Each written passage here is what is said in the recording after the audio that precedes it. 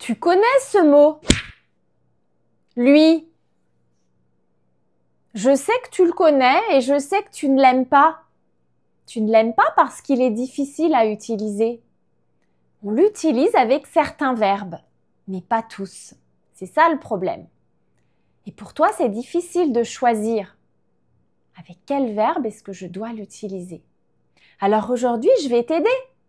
Je vais t'aider et je vais te montrer comment on l'utilise avec 14 verbes, des verbes très courants, des verbes très utiles que tu vas pouvoir utiliser souvent. D'accord?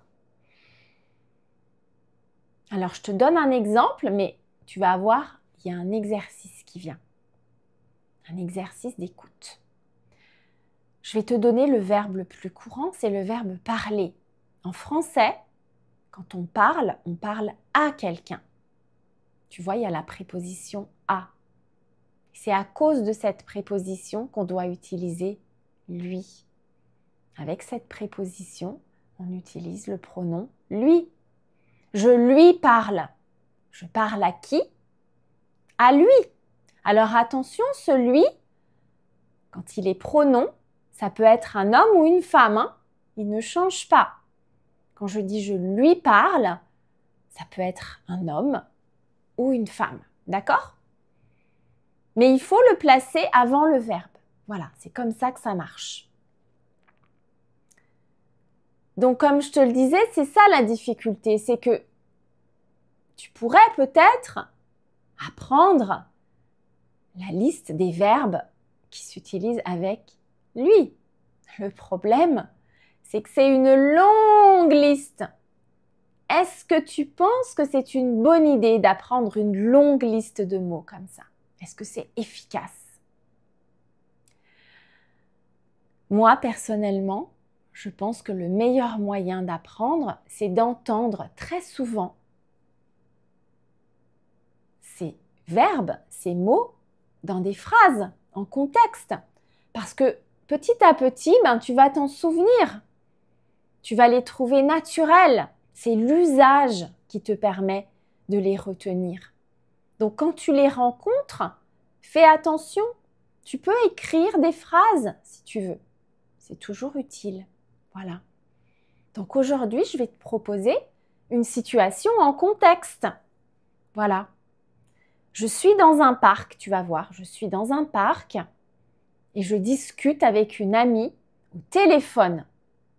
Donc, fais bien attention parce que je vais faire des commentaires sur cette discussion et je vais te montrer ces verbes très courants qui s'utilisent avec lui.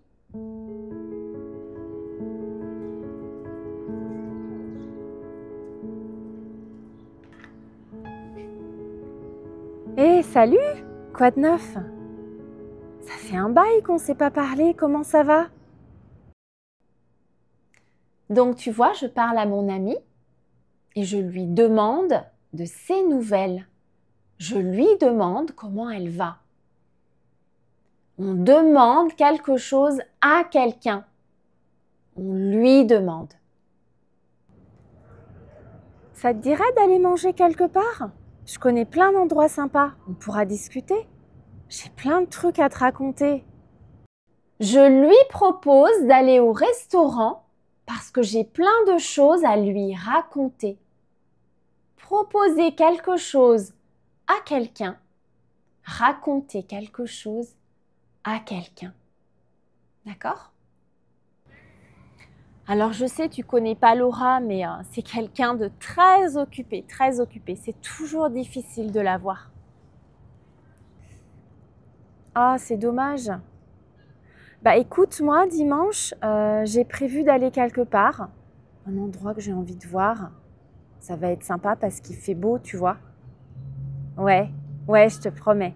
Je vais prendre plein de photos et puis je te montrerai. D'accord, ça marche. Je lui parle de mes projets pour le week-end et je lui promets de lui montrer mes photos. Je parle à quelqu'un, je promets quelque chose à quelqu'un et je montre quelque chose à quelqu'un. Donc à chaque fois, on doit utiliser lui.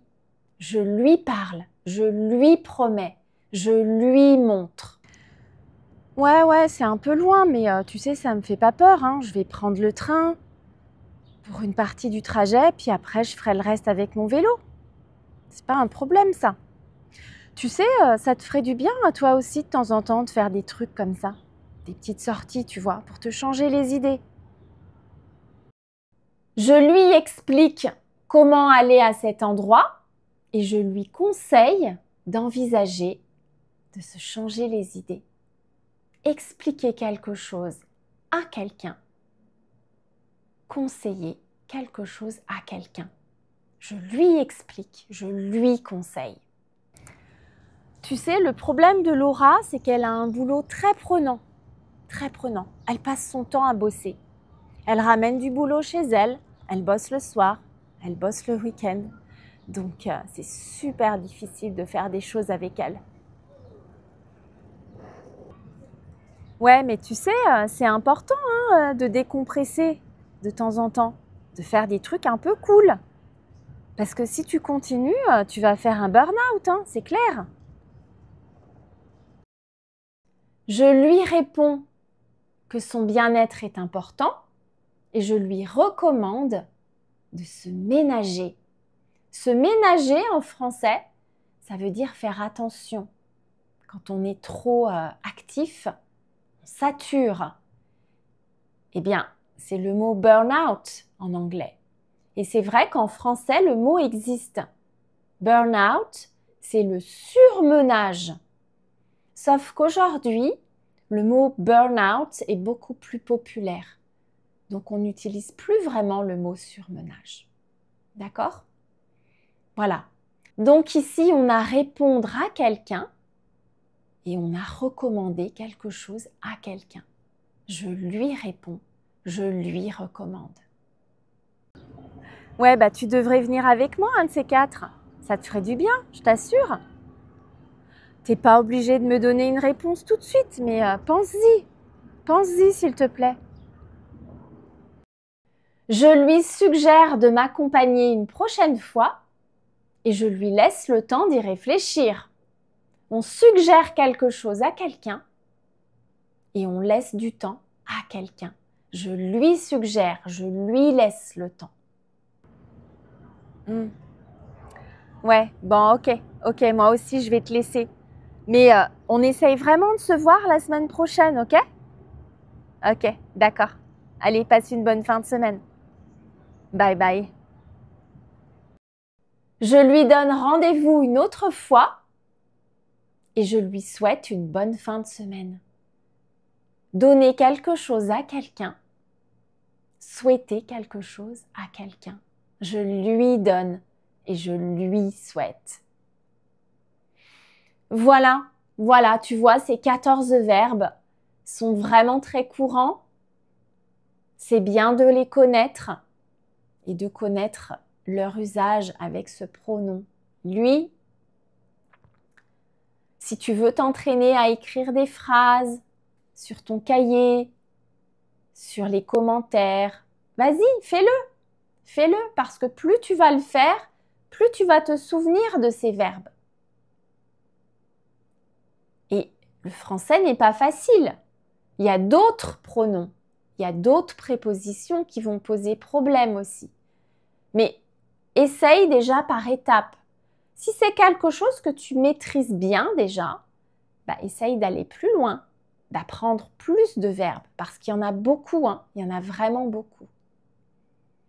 Et puis sinon, essaye de t'entraîner sur d'autres prépositions. De.